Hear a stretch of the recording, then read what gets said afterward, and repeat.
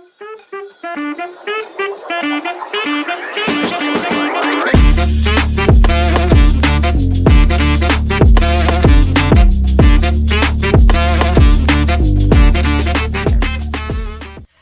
back to Community Corner Podcast, Personal Finance Edition. This is Olivia, and I'm joined by my co-host, Rashmi.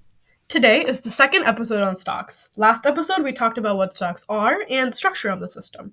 Now today, we will be talking about the types of stocks there are, and towards the end, we'll be providing some resources to start your journey on investing in stocks. Just to recap really quickly what stocks are, they're a type of security that represents the ownership of a fraction of a company you're investing in. They make you mini CEOs. And if you own a certain percentage of the shares of a company, it's important to know that it's incorrect to say that you own that much of the company. You only own the company's shares. And when most people think of stocks, they think of what's publicly listed on the stock market. However, it's important to know that there are different types and each have their own characteristics. The beauty of the financial world is that everything has variations and you can choose what best suits you depending on your financial goals. Before we get too deep into the conversation about what types of stocks there are, we need to understand what dividends are since they play a huge role when you invest in a stock. A dividend is a distribution of a company's earnings to its shareholders. They are often distributed quarterly and may be paid out as cash or in the form of reinvestment in additional stock. The dividend yield is the dividend you get per share, and it's expressed through a percentage of dividend over price. These payments and amounts are decided by a company's board of directors. Keep in mind that many companies do not pay dividends and often use the earnings to invest back into the company. Now that we have a basic idea of dividends, let's start with common stocks and preferred stocks. Common stock, which is also called ordinary shares, represents partial ownership in the company. Common stockholders are more involved in the company with the ability to elect the company's board of directors and vote on corporate policies. This stock class also entitles the investors to the profits of the company paid through dividends. On the other hand, preferred stock, which is also called preference shares, also entitles the holder to dividend payments, but the difference is that they get it before common stockholders. They also get repaid first if the company dissolves or files as bankrupt. Preferred stockholders do not have voting rights like common stockholders do. Many companies offer both types of stocks, so you can choose based on how involved you want to be in the company and other preferences. An example of a company that does this is Google. Google lists GOOGL as common stock, whereas GOOG is a preferred stock.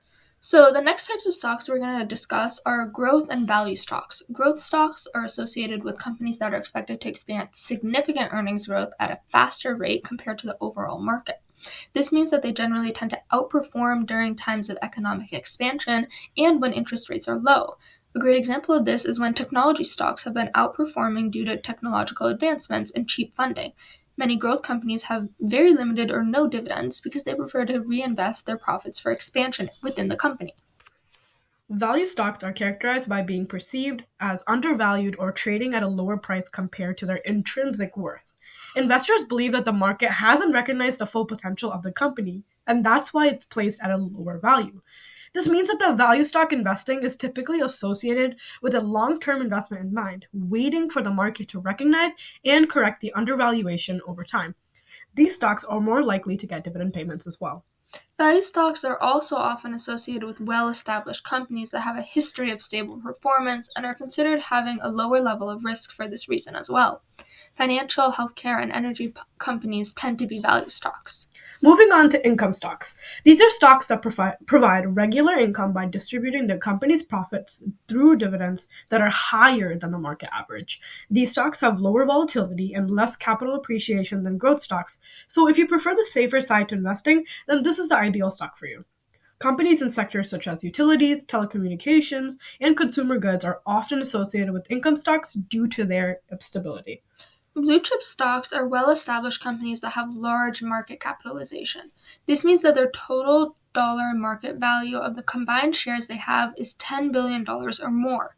There is also mid-cap, which is $2 to $10 billion, and small-cap, which is $300 million to $2 billion. Blue chip stocks have a long and successful track record of making good earnings and also lead within their industry or sector. Examples of this are Microsoft in the tech sector or McDonald's in the fast food industry. These stocks are often dependable, and many safe investors opt to have at least a few of them in their portfolio. On the other hand, there are penny stocks, which are typically traded at a low price per share. Although the name has penny in it, it's usually around $1 to $5. Penny stocks have lower trading volume since they aren't as common, hence their limited liquidity in the market. This can make it challenging for investors to buy or sell shares at desired prices. Investing in penny stocks are for investors who want to risk with prices experiencing significant fluctuations over short periods. They are also considered speculative because the companies behind these stocks may be in early stages of development, facing financial challenges, or operating in niche markets where you don't know what's going to happen next. This is exactly why we do not recommend this type of stock, especially if you're new to the stock game. The next one we'll be talking about isn't as common, but it's a great one to be aware of. It's called the IPO stock. We used this term last episode when talking about primary markets, which is when the company decides to go public or issue additional shares. The IPO stock is specifically when the company decides to go public. This stock typically gets a discount before the company's stock lists on the stock exchange. If you are actively keeping up with the news, you may be aware of this before other investors and have a shot at buying them for a lower price. The last type of stock that we wanted to talk about is the ESG stocks. We had conversations in the ETF episode about how many people want to invest in companies that they believe morally, ethically, or even religiously. The ESG stock stands for Environmental, Social, and Corporate Governance, or ESG, obviously, which emphasizes environmental protection, social justice, and ethical management practices. For example, an ESG stock may be a company that agrees to reduce its carbon emissions at a greater rate than national and industry targets, or one that manufactures equipment for renewable energy infrastructure. You can access ESG stocks by adding the Vanguard ESG US Stock ETF to your portfolio. There are so many more different types of stocks out there, but these are the basic ones you should be aware of. In the future, we'll definitely make episodes covering more types. But before we close off, we'd like to give you two platforms that are really easy to use to start your journey in investing stocks.